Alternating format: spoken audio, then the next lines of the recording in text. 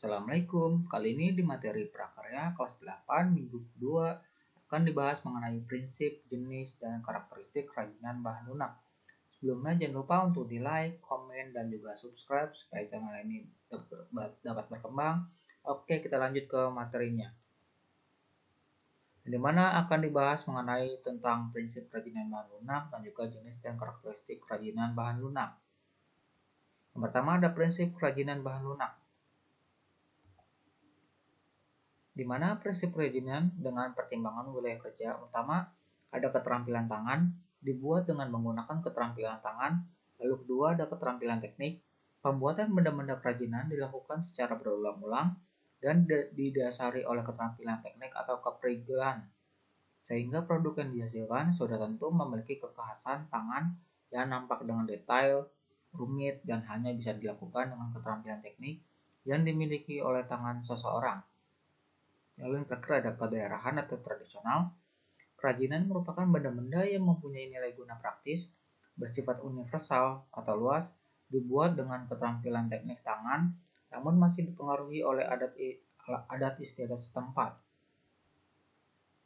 Lalu ada fungsi kerajinan bahan lunak berdasarkan kegunaannya, yang dimana dapat digunakan sebagai bahan benda pakai dan juga benda hias. Yang pertama sebagai benda pakai, di mana karya kerajinan sebagai benda pakai meliputi segala bentuk kerajinan yang digunakan sebagai alat, wadah, atau dikenakan sebagai pelengkap busana.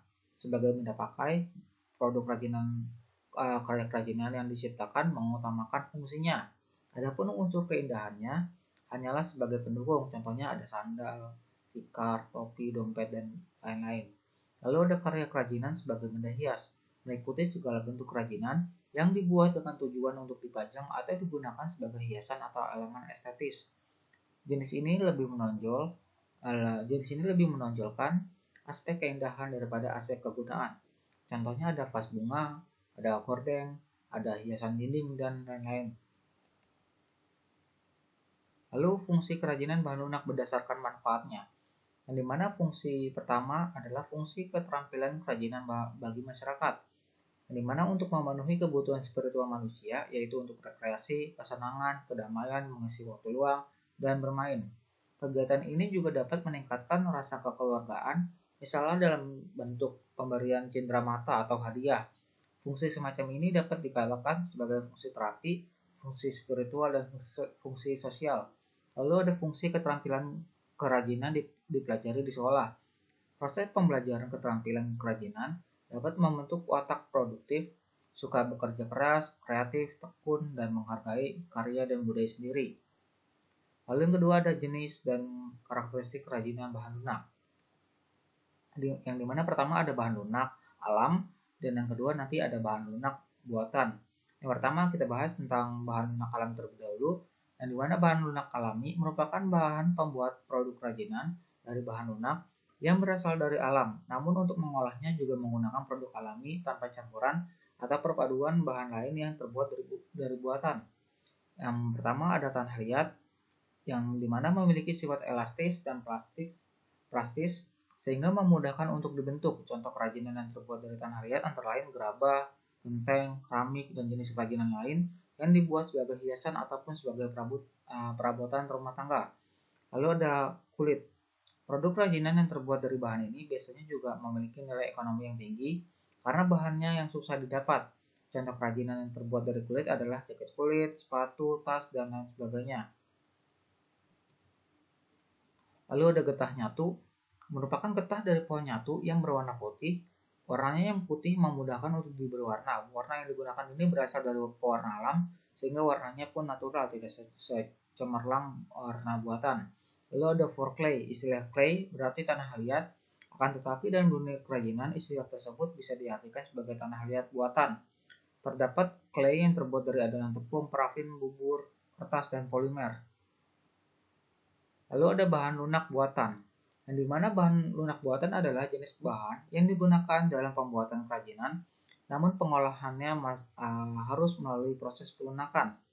Yang pertama ada polimer clay dan juga plastisin, memiliki ciri-ciri yang serupa, memiliki aneka warna yang cerah, dan bertekstur padat lunak. Yang membedakan hanya pada polimer clay, tidak mengandung minyak, sedangkan plastisin itu mengandung minyak. Lalu pada saat pengeringan, polimer clay dapat mengeras, sedangkan plastisin tetap seperti semula.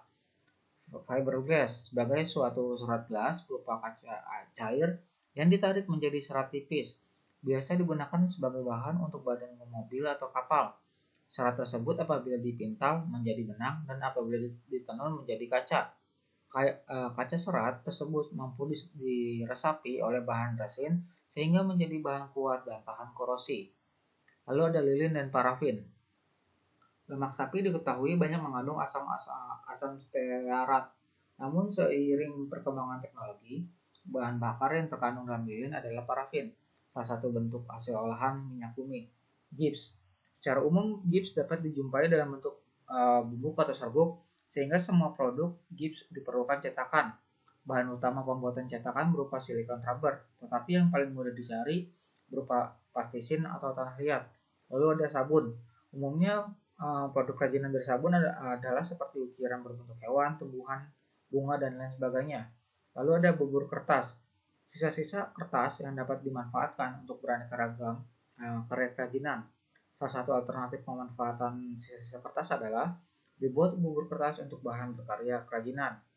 Dan ini ada contoh gambar mengenai bahan yang dari alam maupun dari yang buatan. Yang pertama ada tanah liat, lalu ada kulit, ada getah nyatu, ada floor clay, ada polymer clay, ada plastisin, ada fiberglass, lilin, parafin, gips, sabun, dan bubur kertas.